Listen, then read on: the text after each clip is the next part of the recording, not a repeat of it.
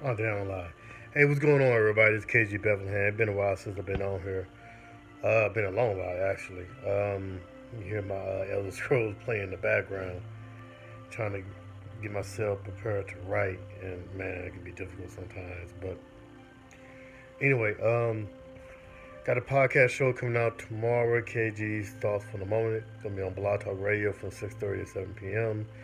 You can definitely see my times on the blog on kgbethlehem.com for more information, as well as my Facebook page. What is this? Oh, the heck? As well as my Facebook page, KG Bethlehem on Facebook, as well as Instagram as well. Um, that show is going to be about the upcoming midterm elections. A lot of people early voting started in a lot of states probably like week ago. So that's good. Seems like it's a high turnout, and this is not me trying to tell you who to vote for. Anybody know my position on a lot of things, so that's not a secret. But I think you should be always I think you should be a smart voter. And I think in this day and age, I'm gonna talk about this more tomorrow, but just to give you a heads up that in this day and age, there's really no excuse to not know anything about a particular candidate. I mean, you got internet, you got Google, especially somebody who's in office already. You can also go to the governor webpage, name federal Congress and state legislator. State legislator. You can go to that individual respective state's webpage, click on that person, and you can see, the bills that pass. You can also go to some pages and find out who donated to the campaign.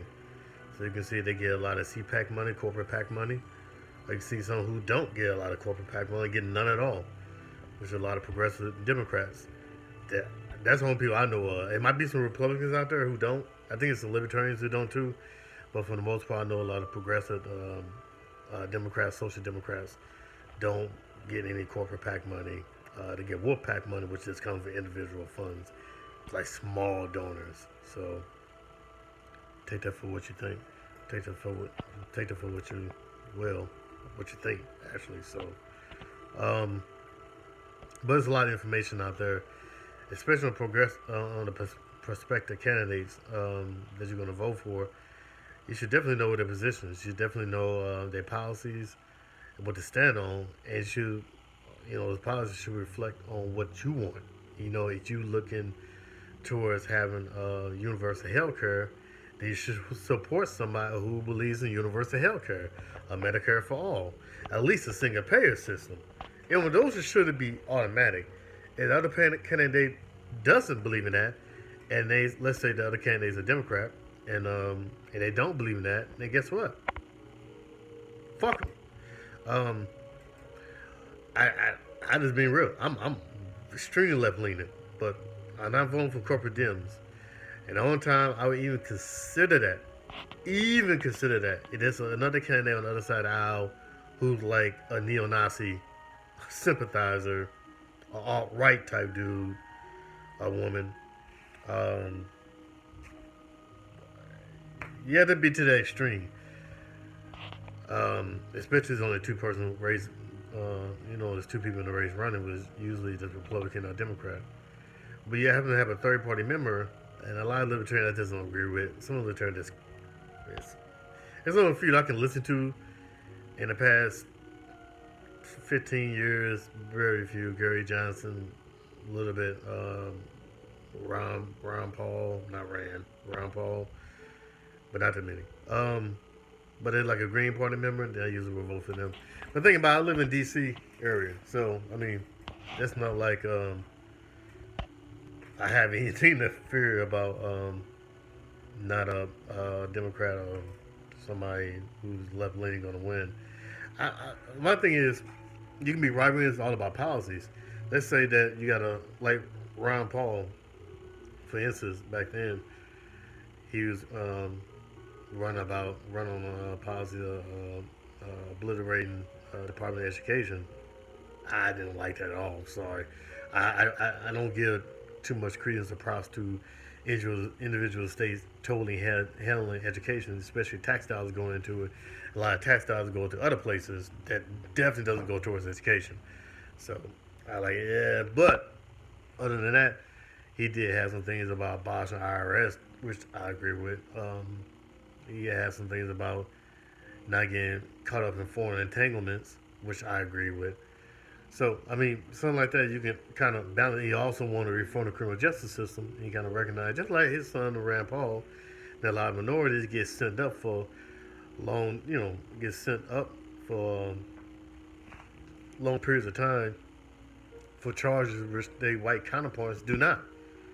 And, those are important things. And I know a lot of things came out Ron Paul about racism and stuff like that. That's hella unfortunate. But let's just say that we live in a vacuum and none of that was apparent. Him running against Obama would have been really hard. It would have been a hard vote. I'm gonna be honest with you for Ron Paul back then. Ron Paul right now is kind of shilling way too much for Trump, even though he disagrees with in some aspects, but too much. So I mean, at the end of the day, you gotta vote for your interests. You don't vote for who got a D in front of the name, who got R in front of the name. You vote for your interests. And if you don't do that, then that's a problem. Like I said, you are looking towards having free education. And you say, well, I don't know they're going to do free for your college, but they can definitely do 2-year institutions for free. Then you should look at the candidates who's running on that platform. Not a candidate like, oh, that's an interesting idea. I might think about it. No, they don't care. They're not going to do it. Sorry, unless there's pressure on them. Just like a lot of progressives put pressure on a lot of corporate Dems or establishment Dems, and like a Cory Booker and I forgot the other one's names, but it escapes me. It comes back to it. It's not that important right now. And they start talking about universal health care, Medicare for all. So I mean, that's how you do it. But you gotta look for something with your policy. If they don't have your policies, then you really shouldn't be voting for them. And today and age, like I said, you can go, even candidates who's not in office right now, just go to their page and look at their policies. Look at the speeches they have on Facebook, the page on Facebook. They got the policy on there. You're gonna know what they stand for and know what type of initiatives they're gonna push when they're elected, and that's who you vote for. And not gonna push your initiatives, then don't vote for them. It's kind of simple as that. So that's I'll talk more about that tomorrow. Like KG thoughts for the moment. And go to kgbethlehem.com. I haven't put the link up there yet, but I will in the next 5 minutes.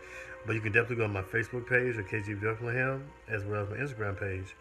So, I mean, this was this.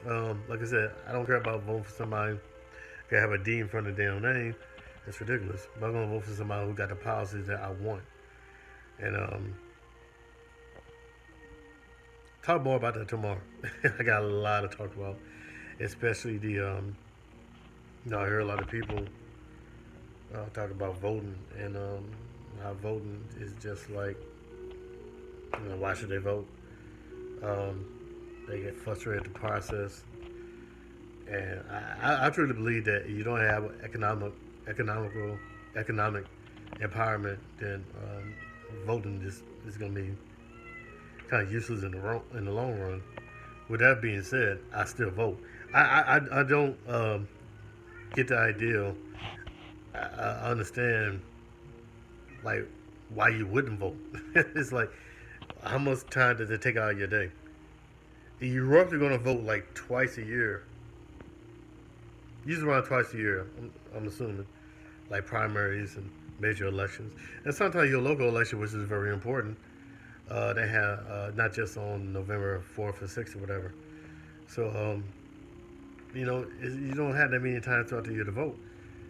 And a lot of guys are getting office, especially local-wise, local, city government, and state government affects your taxes. It affects you more directly than federal.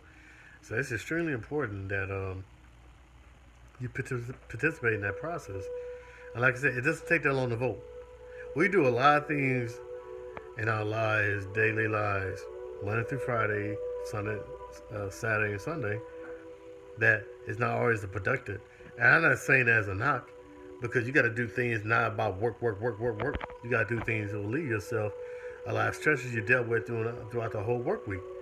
So yeah, it's good to go out there and have fun and stuff. So I get that. You should. It's stupid if you don't.